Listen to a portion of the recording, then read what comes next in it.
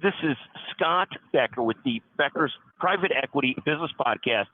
I'm thrilled today to be joined by a brilliant partner at RSM, Rick Kes.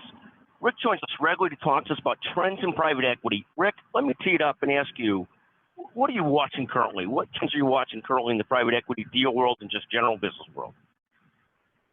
Yeah, Scott, in terms of what we watch, obviously from, some of the leading indicators of data that we try to pinpoint related to deal activity, obviously being interest rates kind of being the big factor. So I think that's one big data element that we continue to watch.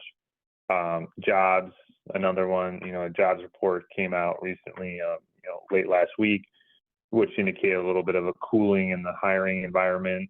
I think on average in the first 3 months of 2024, we were seeing about 269,000 jobs being added, where in April we saw about 175,000, so a little bit of a reduction. But, I think that's one of the data elements we continue to watch to see if that impacts any of the Fed's decisions related to interest rate and volatility. And then, of course, inflation being the third major data element that we think between those three kind of pillars, that will influence private equity's deal-making appetite.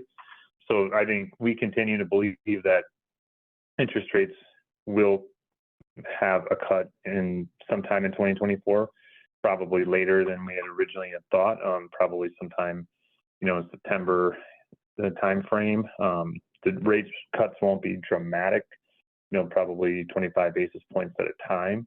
But, that hopefully as we continue to see a little bit of a job environment where, we're seeing positive job growth, but not excessive, unemployment staying, around that 3 to 4%. Hopefully we can continue to, get the Fed to think that the time is right for a reduction in interest rates, which then obviously will be a signal to private equity, which I think will then spur a lot of the deal-making activity that we continue to be hopeful to see in 2024. Thank you. And so much of it is directional and psychological. We just saw on Friday, unemployment ticked up a little bit. This drove the public markets up immediately with belief that the Fed might be more comfortable softening rates, obviously not immediately, but soon. And it's so much of it is directional and psychological as to where the tea leaves are blowing on it. But that was a signal that maybe they will lower rates this year a couple times, and again, 25 basis points a time and so forth. But it's really fascinating to watch. And meanwhile, private equity is sitting on lots of money to invest and hard to do deals because the cost of debt are still so high. Yeah, I think you said it perfectly, Scott. In terms of, the reaction to, news, obviously the public markets can react immediately, and, they often do. Private equity takes a little longer to react, just, kind of given how their structures work. But I think you're right that, I think people, human beings just in general, I think, the latest news cycle influences us so much. And I think we think kind of in bits and pieces a little bit. And then, you get, some positive news, layered on with some more positive news. And all of a sudden, I think your deal-making appetite changes quite a bit. So I do think, a slight reduction in interest rates will kind of be kind of what you're talking about, a little bit of the, hey, there's movement in the right direction, albeit not maybe to the magnitude we'd like it to be, but it's still in the right direction. Therefore, we're going to use this as kind of a launching pad to say, well, now is the time to start making these deals. Like, as you said, we have a lot of dry capital on the sideline. Now is a good time to put it to work. So hopefully that comes together.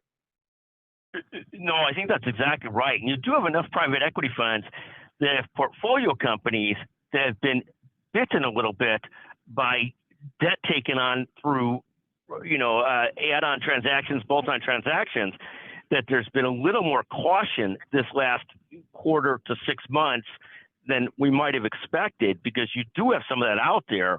And those are lessons for private equity portfolio managers, investors, business development folks. Some of them are young enough to not have those lessons before, that things actually can go in the wrong direction. I mean, so you do see a little bit more hesitancy on some of the deal making based on recent experience. Oh, yeah, that's completely accurate. And I think, as you mentioned, the experience of it, seeing deals kind of go the wrong direction, I think, the same thing goes for, kind of interest rate environment that we're in today. We really haven't been in an environment like this since, 2009 or 10. So, I think, 14 years later, we're kind of now experiencing what many people had to experience back then. So, I think that's really the crux of the matter is, I think we need to start seeing some of that movement of the interest rates going down, getting people excited, and hopefully, getting some of the deals that we think are probably ripe and ready to go, kind of closed out and moved on, and used as a operational improvement area for a lot of our clients. And Rick, comment on this. When you're as old as you are, that old, what kind of advice could you give to some of your younger colleagues about these different environments? I always like the old adage of, you can't ever, expect the unexpected, but that you're gonna get it. Like, I think, oftentimes a lot of people kind of predict and expect things to happen a certain way, and we're always wrong. It's like any, I'm a trained CPA, I'm an accountant by nature, so we make estimates in our balance sheets, and the one beautiful thing about an estimate is it's not right. Hopefully it's close, but that's the old mindset that I have is you can't predict the future. You can do your best to kind of hope you have a good idea of where the ship's going to land, but at the end of the day, it's kind of on its own, and you got to kind of roll with the punches, so to speak. No, I think that's great advice. And obviously, I joke when I call Rick old because I'm much older than he is. He's still, by my standards, a young person. Rick, what a pleasure to visit with you, as always, on the Becker Private Equity and Business Podcast. Thank you for your wisdom. Thank you to RSM. Thank you for joining us. Thanks, Scott. Appreciate it.